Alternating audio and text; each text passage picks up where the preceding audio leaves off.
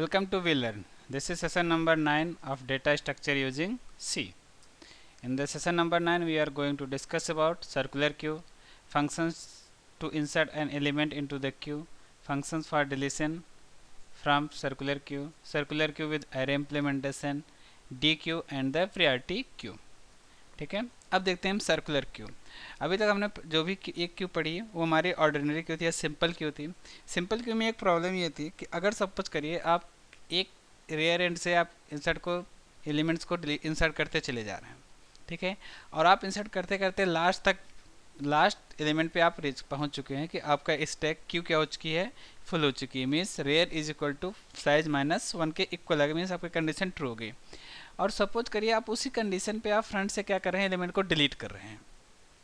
जब आप फ्रंट से एलिमेंट को डिलीट कर रहे होते हैं तब आपकी वैल्यू क्या होती है उस वक्त कि आपके लास्ट से एक एक एलिमेंट क्या होता जाता है, ब्लैंक होता जाता है। मीन्स आपका एक एक एलिमेंट फ्री होता चला जाता है, ठीक है, एक एक पोजीशन आपकी वैकेंट होती चली जाती है। अब उस कंडीशन पे अगर आप सपोज करिए आप मिडिल में है, आपका फ्रंट मिडिल पे है और आपका रेयर लास्ट पे है, ठीक है, और आप उस कंडीशन पे भी एक एलिमेंट को ऐड करना चाहते हैं, क्यों में इंसर्ट करना चाहते हैं, तो क्या इट इज़ पॉसिबल ऐसा नहीं होगा। क्यों? क्योंकि आपके रूल्स के अकॉर्डिंग आपने जो भी रूल्स बनाया उस रूल्स के अकॉर्डिंग आपकी क्यू फुल हो चुकी है, ठीक है। लेकिन अगर फिजिकली देखा जाए तो आपके क्यू में अभी भी क्या है, स्पेस वैकेंट है। मीन्स अभी भी आप लॉजिकली एलिमेंट को क्या कर सकते हो, इंसर्ट कर सकते हो, ठीक है। तो ये हमारे पास एग्जैक्ट एक प्रॉब्लम थी जिस प्रॉब्लम का सोल्यूशन हमें कहाँ से निकाला गया, सर्कुलर क्यू से निकाला गया, ठीक है।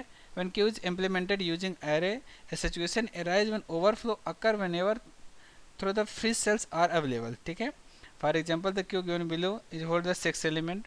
अब यहाँ पर क्या है, फ्रंट आपके इस लोकेशन पे है, रेयर आपके इस लोकेशन पे। अगर आप एक एलिमेंट इंसर्ट करते हैं तो इंसर्ट होगा, ठीक है। लेकिन इसके बाद आप एक एलिमेंट इंसर्ट कर रहे हैं तो क्या होगा, आपकी क्यू क्या हो चुकी होगी, फुल हो चुकी होगी। लेकिन आपके क्यू में स्टार्टिंग से अभी भी पोजिशन क्या है, वैकेंट है, ठीक है।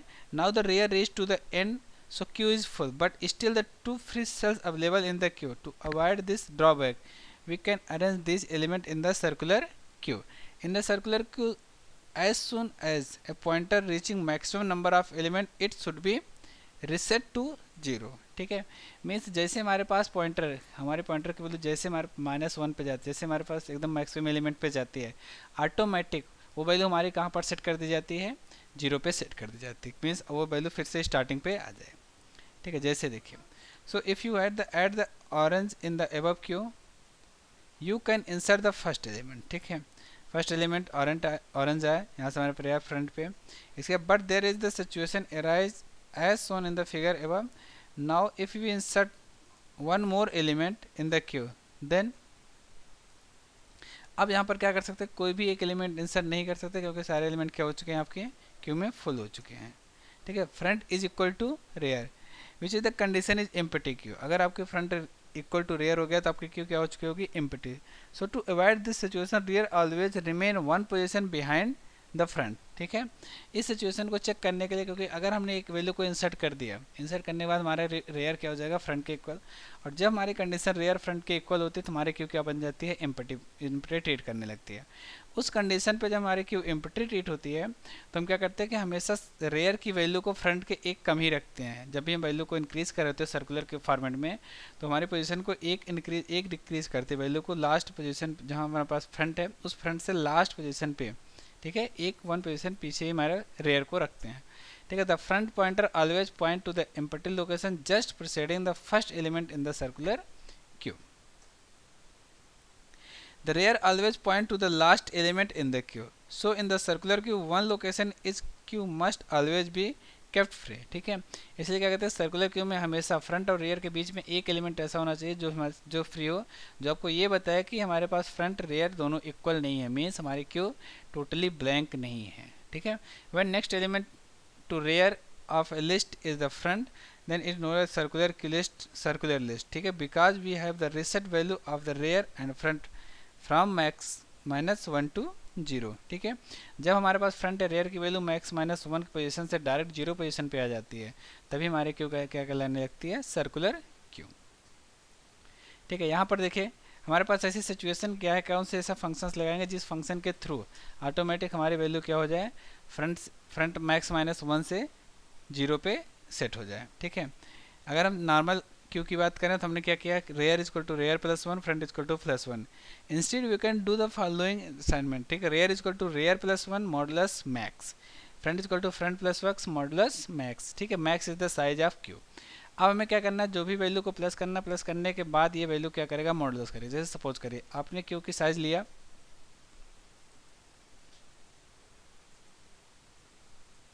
ठीक है, आपने क्यू की साइज लिया 6।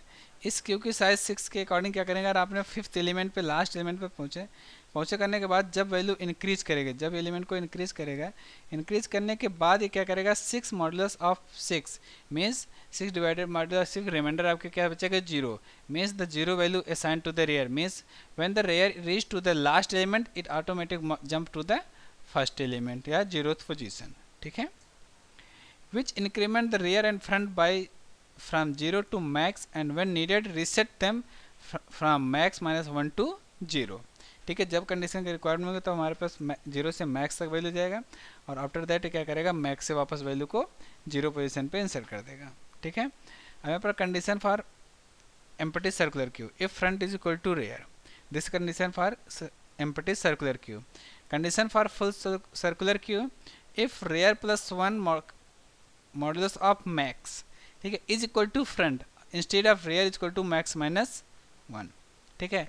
अगर या तो कंडीशन हो rear plus one modulus of max is equal to दोनों की वैल्यू क्या हो जाए, फ्रंट के इक्वल हो जाए, ठीक है। अगर ये कंडीशन होगी तब हमारी क्यू फुल हो चुकी होगी, या हमारे रेयर की वैल्यू मैक्स माइनस 1 के इक्वल हो जाए तो हमारी वैल्यू क्या हो चुकी होगी, क्यू फुल हो चुकी होगी। जैसे देखिए ये हमारे पास फ्रंट है, ये हमारे पास रेयर है, ये हमारे पास मैक्स माइनस 1, ये आई माइनस 1, इसके बाद ये हमारे पास क्या है, मैक्स माइनस 1, आई प्लस 1, इसके बाद हमारे पास मैक्स माइनस 1। इसी तरह से वैल्यू क्या कर रहे हैं, हम इंक्रीज करते हुए जा रहे हैं, ठीक है। ये हमारे पास कोडिंग है कि कैसे हम इस वैल्यू को इंक्रीज करेंगे, कैसे इस वैल्यू को डिफाइन करें, ठीक है।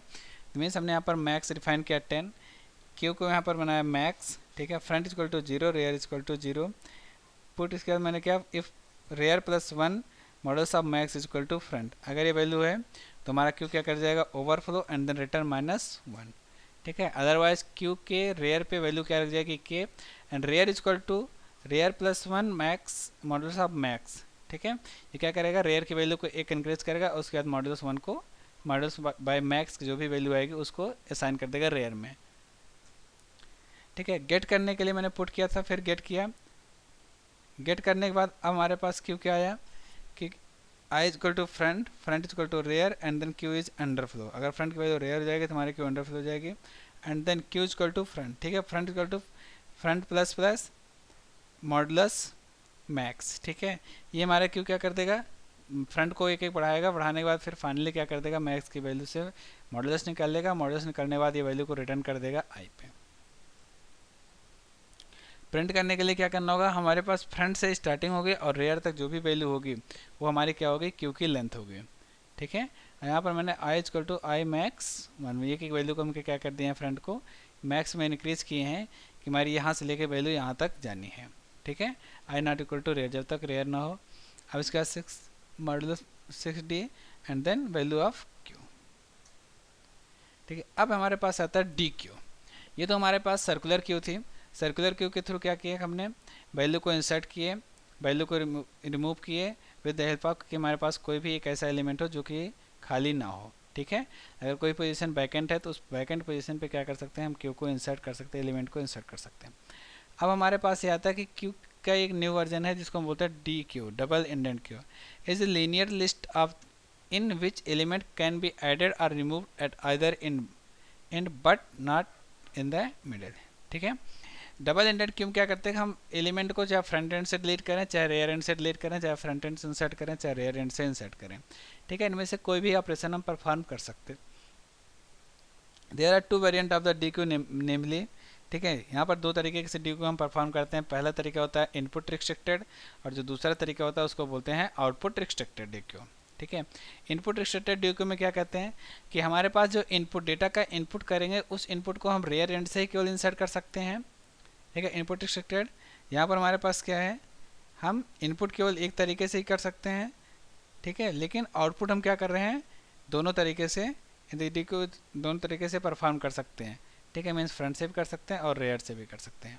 Allow insertion at only one end and the rest but the allowed deletion at both end of the list. ठीक है, इंसर्शन में क्या कर, इनपुट में हम इंसर्ट एक तरीके से करेंगे, डिलीट दोनों तरीके से कर सकते हैं, और आउटपुट रिस्ट्रिक्टेड में क्या कर सकते हैं, हम इनपुट दोनों तरीके से कर सकते हैं, लेकिन डिलीट हमारे क्यू में केवल एक ही तरीके से हो सकता है।